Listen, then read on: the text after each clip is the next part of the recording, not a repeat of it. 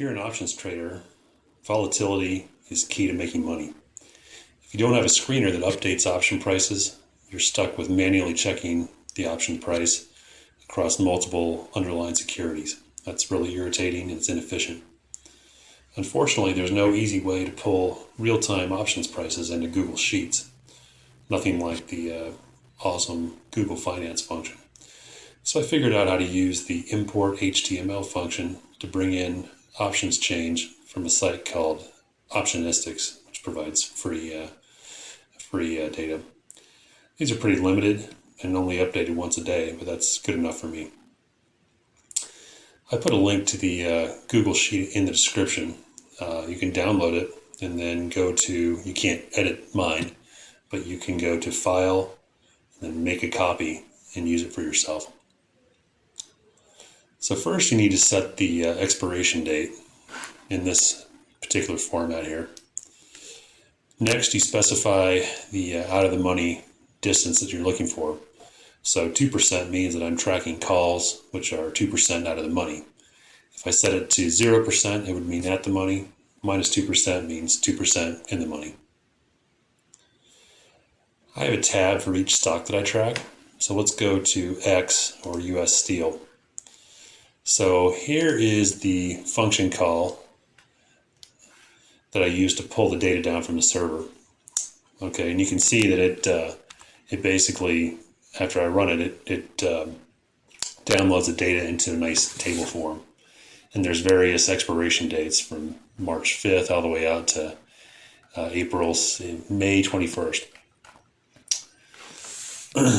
Remember that you specified the desired expiration date on the main screener tab, so you don't edit this one.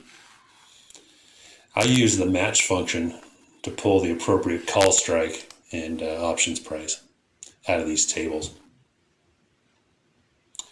Say that I want to add another stock, ConocoPhillips or COP.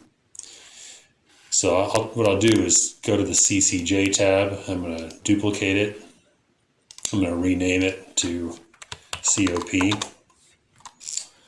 And then I edit the green cell to COP. And notice how it's pulling data. It pulls the options prices for COP from the server. Now I go back to the screener and I pull down a new row from the last row, like this. Then I'm going to change the symbol to COP, and then the spreadsheet will automatically pull the desired option data off the COP tab. So then I can basically sort by cost benefit. It was out of order because the option prices were recently updated. So you can see from this column here what I'm trading. I'm trading 8 underlying securities, and I'm not just trading the best on paper cost of benefit ones. If I'm not trading it, then I'll write a comment here. Like for instance, Snap and Twitter, Micron. I think they're all, and Freeport McMoran. I think these are all kind of overpriced. All of them have gone up at least by a factor of 3 in the last 12 months, which is obviously not sustainable. In this case, Kroger looks pretty good, but it's got earnings in 3 days. So the options prices are inflated because of the earnings. HPE looks pretty good. That's Hewlett Packard, but the spacing between the option prices only have 5 cent increments, 15 cents, 20 cents, 25 cents. That's really irritating. You're going to get scalped big time if you trade that. Boston Scientific, BSX was one that I was looking at. Where's that one? Down here, that's disappeared. Anyway, this one is kind of unreliable because the options volume is so low that the option prices are really unreliable. So forget that one. So anyway, I hope you get some use out of this spreadsheet. If you have any questions or comments, leave them down in the comments section. I'll try to help.